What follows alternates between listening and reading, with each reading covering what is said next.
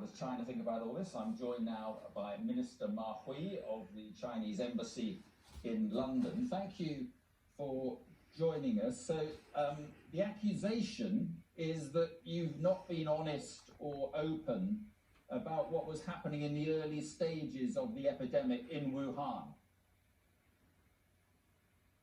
No, I couldn't accept that. But first of all, let me say this.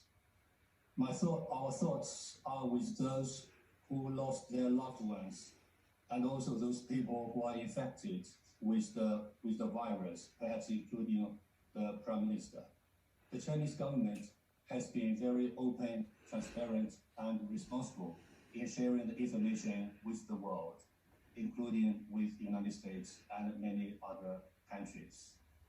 Yeah, but the official line on December the 31st was there was no clear evidence of human-to-human transmission. But we know there were more than, doctors have told us, there were more than 100 cases and 15 deaths in Wuhan between December the 12th and the end of the month. And it was still the official line in January the 20th that there was still no human-to-human transmission. But doctors were being infected and dying, and many people were being infected and dying. I think you are talking about the initial first month of the outbreak of the epidemic. To say when the first 3 cases were detected on the 27th of December, and then China ordered a lockdown of Wuhan and the Hubei province on the 23rd of January. A lot of things has happened actually during this 27 days.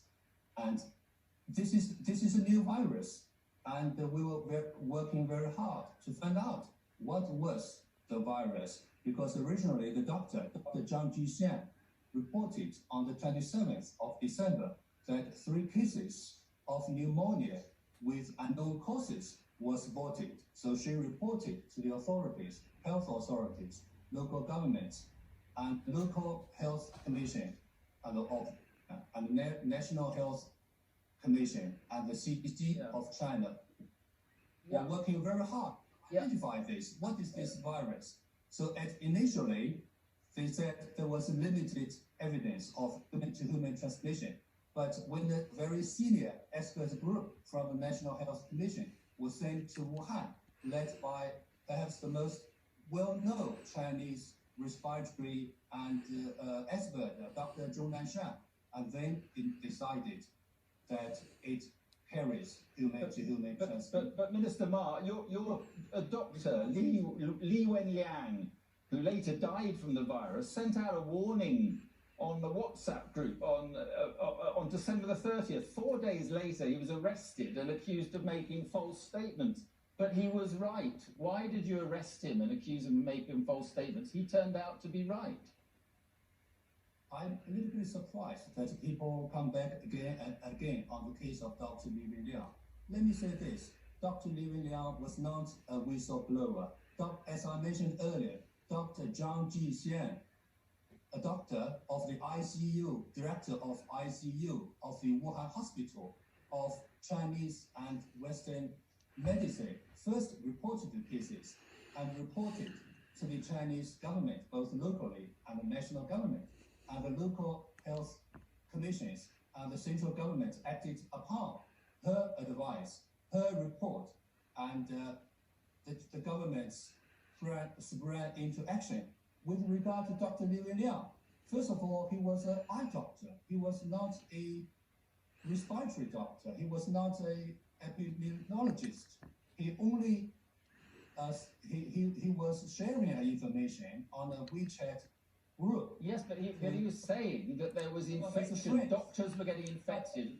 Doctors were getting infected, and that people were getting infected in quite large numbers. So he said there was human-to-human transmission. Let me say this. At that time, when he was sharing the information in his WeChat group, the government has already taken action. The government was investigating the case to identify what kind of virus this was. Of course, he was not sharing very accurate information, But So- with so- hindsight, Okay, so the charge, With sorry to hindsight. interrupt you, so to interrupt you, the charge is that the delay meant that the other countries around the world could not prepare and that it may have cost lives. So my other question is, why did you close travel from Hubei province to the rest of China at around Chinese New Year, but flights to places like London and Paris and Rome and New York were kept open? well, perhaps there are two levels of the issue. One is that the Hubei authorities indeed stopped issuing passports for people to travel outside Hubei province, let alone outside China. So the Chinese government already warned against travel unless it is not essential. So not many people are traveling outside Wuhan or outside Hubei. On the another level, other governments could have taken actions. Actually, the United States imposed a travel ban on the 2nd of February for Chinese travelers or other travelers who went through China in the past 14 days. So you cannot blame China for inaction on the part of some other governments. They could have taken some actions like screening Chinese visitors to their countries and determining whether they are infected or not. Okay, so let me ask you this. So yeah, I understand. So let me ask you this. Have you determined exactly where the virus came from? Did it come from a wet market in Wuhan? No, not yet. Originally, it was thought the virus might have come from the wet markets because some of the patients were associated with the market. But it is equally true that some of the patients that doctors saw had no contact with the wet markets. So the exact origin of the virus has not yet been determined yet. So it's There are possible. So it's possible it Theories, came of from course. a virology laboratory in Wuhan. Is that at all possible?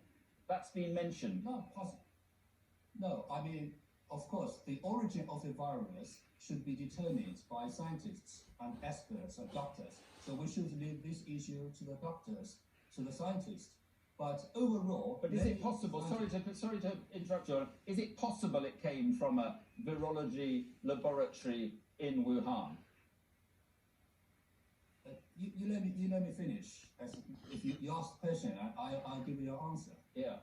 Many scientists have published a academic paper saying that the virus was the product of the nature. So they have ruled out the possibility of a virus engineered in the lab, which means the conspiracy theories of a virus originating from a Chinese lab or from a US lab was not founded at this stage.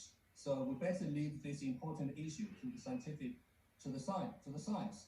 Okay. It's an important issue. Okay. Yeah. Absolutely. Now, Rather than disseminating misinformation. yeah. Have you closed down? I know you say you've closed down some of the wet markets. Can you guarantee that they will stay closed? Will you stop the wet markets reopening? Let's say this. Let's first talk about the wet markets in Wuhan, the city. As far my information is, the market remain closed and has not yet opened. Whether it will not be open or not, now it's waiting for government notice.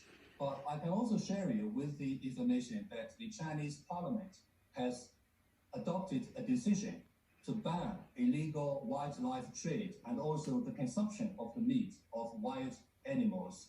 So there will be measures to follow up with this decision. So I guess the law enforcement department will enforce that decision and will impose Okay. Just on finally. illegal wildlife trade. Yeah, just finally, what is the true number of dead in your country? Can you promise the world, can you guarantee the world that the numbers you are giving or have given are your best and honest judgment? Look, don't be cynical. This is an epidemic, and China is a big country, and also there are so many foreign journalists who are digging screws in China. So it's too high, and the official figures stand at around 3,300 people who died of coronavirus. and we have been very open, transparent, and responsible.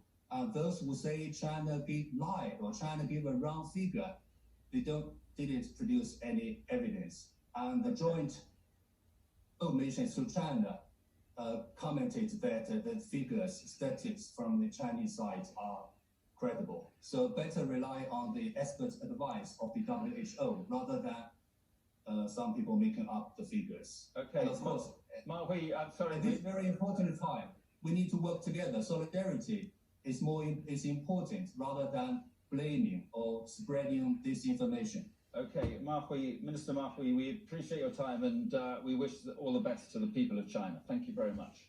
Thank you. Stay safe. Stay strong, the UK. Thank you very much. Thank you.